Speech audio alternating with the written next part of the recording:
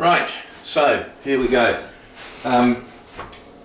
This is a very traditional farmhouse cellar. It's cut into the sandstone, and you'll see we've got stone walls, brick floor, and it's sometimes actually has running water along the back edge there, so it can be quite a wet cellar. Right. Okay, so I'll give you a guided tour if you follow me through.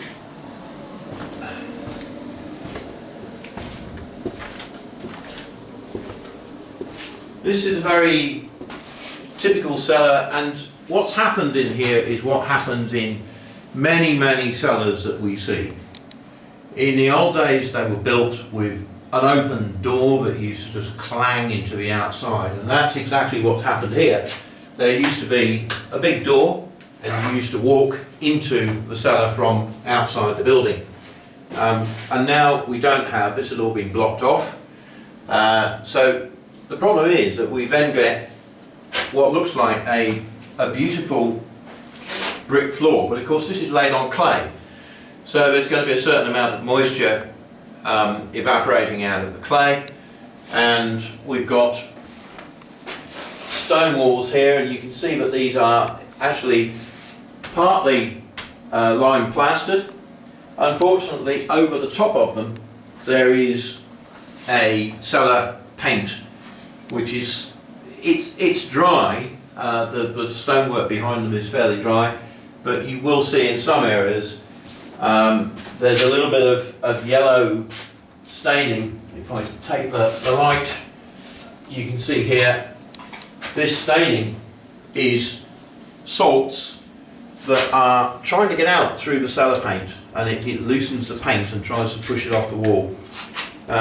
You can see here a little bit where the paint has actually tried to flake off, and you can get your fingernail under it and just flake it.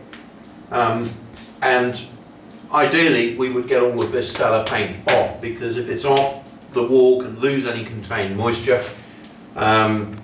At the moment I'm just not going to do it. You can see the beams here have had problems in the past, and if you look at this beam you'll see there's a little bit of residual mildew on the timber, and these cracks are actually cracks from effectively a combination of wet and dry rot. They're not completely gone through, and they are oak beams, and the cracking has happened in the sapwood, so we're not going to fall through into the cellar yet, but this is evidence that it has at one time been very wet. And it's got my old friend Kingspan insulation between the floorboards and the cellar. Again, I don't like it, but it's here, and I leave it in the knowledge that we've actually got a very dry cellar. And I'll show you why. Now this is a system that we tell people to use. You have here a proper ventilation unit. This is a 6-inch flexible flue going to the outside. This is a ventilation unit, but inside it has a humidistat. So whilst it's operating, it's constantly measuring the moisture content of the air. And there's no point in this thing operating if the air is very dry. But whilst the air is moist, if it is above about 7 grams, this unit will kick in and it will start to extract air. If it can find really dry air externally, drier than the area it's pulling in, then it will actually go into reverse, and it will start to bring cold, dry air from outside into the cellar. And it's even got, it's not operating that way at the moment, so I can put my hand on it, but just inside here is a heater unit that will heat up the incoming air. So right now, I don't know if you can see, but there's a little red flashing light going on in there, and that flashing light is just saying it's in test mode, and that unit is constantly sampling the air. It also links, it's got a Bluetooth chip in it, so that we're actually recording the moisture content of the air 24 hours a day, so we know how wet it is or how dry it is down here. This unit shifts about 150 cubic meters of air per day. So you need to understand that to keep a cellar dry, you have to shift an awful lot of air. And this cellar now is beautifully dry. It's fine, it's okay. We've got a nice dry floor. You're never going to get in this cellar a totally dry floor, for the simple reason it is sitting on wet clay, and there is very little between us and the wet clay. It is literally just very old brick and then wet soggy clay underneath. So you're not going to get a completely dry cellar, but it's fine for storing wine and cider, and so long as we don't allow the timber to get wet, we're fine.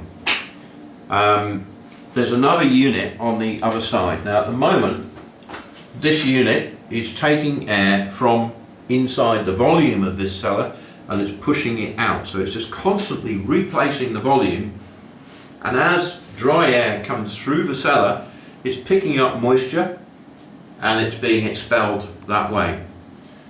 Up the other end we've got another unit which is sitting in another hole. Again, it's one of those coal holes that you get used to looking at in cellars and basements in people's houses. And of course people block the coal hole because it just lets cold wet air into the cellar or the basement. And again, these have been blocked, that one's blocked.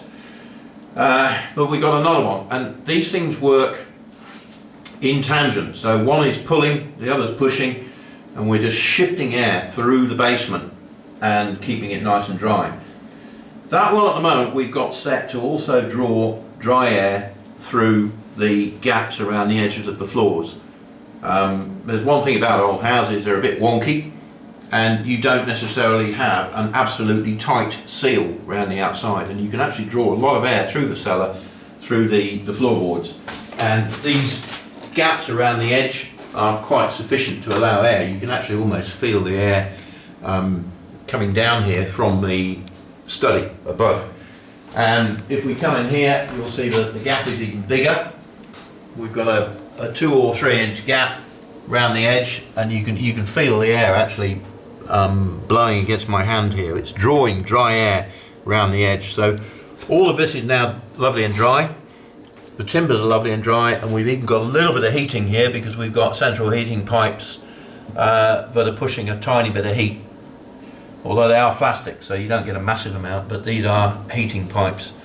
So the cellar stays a little bit warm. We've got good airflow,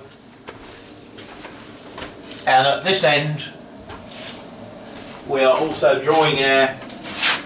We've got heating pipes going up into the hallway, and we've got a space there that air is being drawn.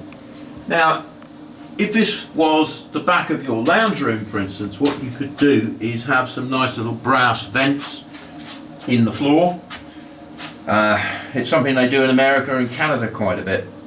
And they actually cut a slot in the floor and they put a nice air vent, and those air vents allow warm dry air from the house to circulate down into the subfloor, into the basement, and then back out again.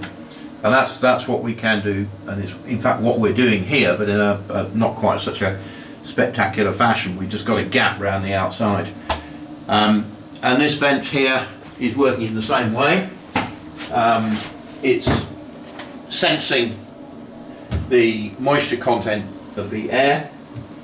It has a sensor inside that is measuring the relative humidity, and it's taking damp air and it's pushing it outside.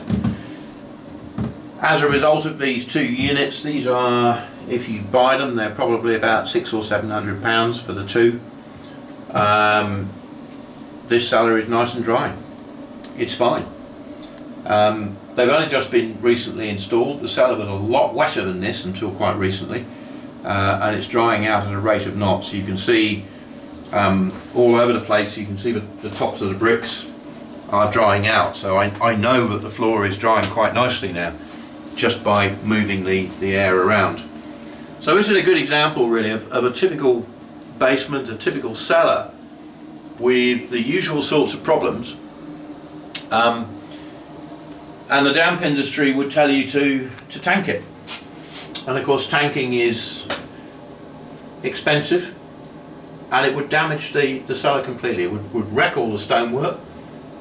There'd still be water there. You're not curing the problem.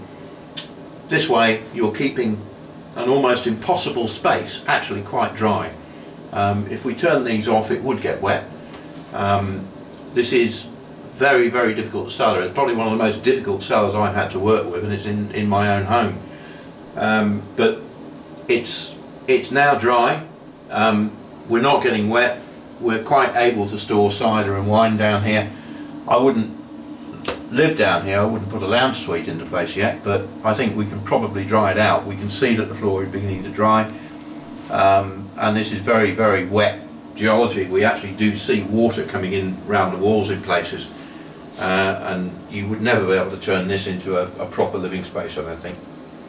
So there we go. That's what we tell people to do.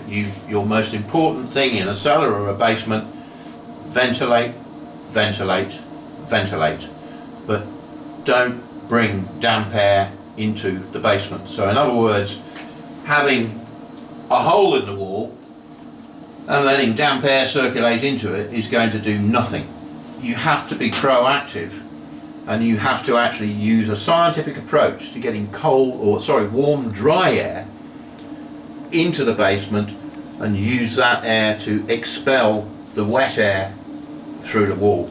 And that's what these units are doing. They cost about £60–70 a year to run, so it's not overly expensive. If you had to replace all the timbering and the floors, it would cost you a lot of money.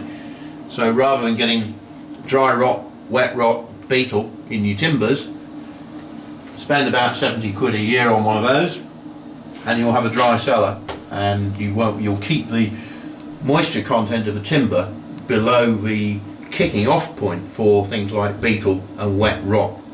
And that's the supercritical thing, not to allow them to start to rot and to get beetle. So there you go.